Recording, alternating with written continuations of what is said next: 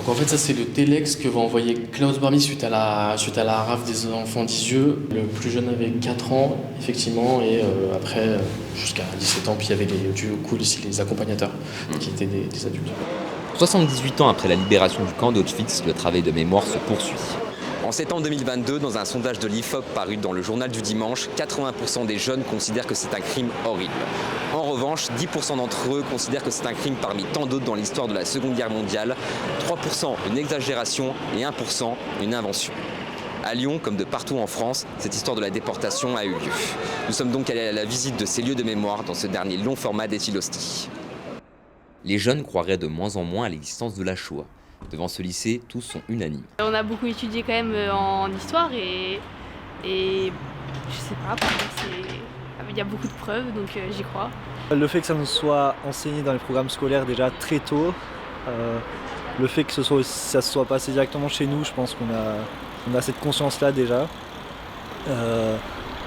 Et ça m'est jamais venu à l'idée en fait d'en douter avant qu'on parle de ceux qui en doutent justement. On est devant le centre d'histoire de la résistance et de la déportation, donc c'est là que vous pouvez trouver toutes les informations concernant la déportation des Juifs à Lyon.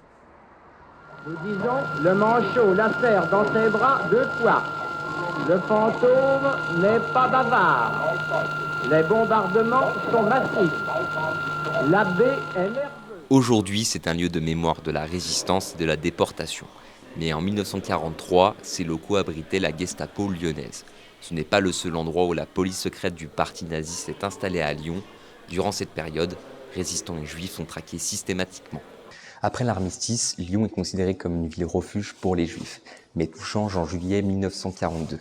Des accords sont passés entre la police française et les autorités nazies. Et c'est au début du mois d'août que les premières rafles commencent à Lyon. Et ces personnes sont alors transférées vers la prison de Montluc. C'est en 1943 que les nazis prennent possession de la prison Montluc pour enfermer résistants et juifs. Environ 10 000 personnes sont emprisonnées ici. C'est la prison principale de l'armée allemande à Lyon. Les conditions de vie sont horribles. Les prisonniers s'entassent à 8, donc 4 mètres carrés. Dans ce lieu, l'une des histoires les plus emblématiques, c'est celle des enfants d'Isieux. Le 6 avril 1944, 51 personnes, enfants et accompagnateurs, sont amenés ici, dans ces cellules, et vont demeurer là une nuit.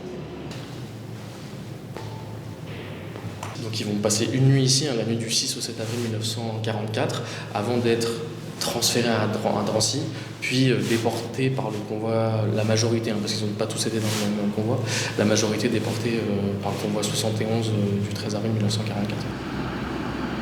Difficile de savoir combien de juifs sont morts durant cette période précisément. Sylvie Altard, historienne spécialisée de la Shoah dans la région, dresse un bilan approximatif. On estime en fait qu'il y a, je dis bien au moins, 5693 domiciliés en région Auvergne-Rhône-Alpes. Et parmi ces 5693 personnes victimes de la Shoah, il y a eu pas moins, je dis bien pas moins, de 1995 juifs déportés de Lyon. Voilà les chiffres les plus précis qu'on puisse donner, mais je vous le dis, ce n'est pas du tout exhaustif.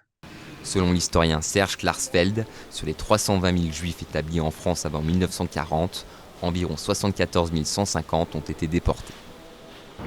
C'est la fin de notre reportage, merci de nous avoir suivis, durant ces 4 épisodes. Je tiens à remercier Nastasia Soribes qui est derrière la caméra, Curtis Stevenon qui est notre monteur, et on se retrouve pour de nouvelles aventures ailleurs.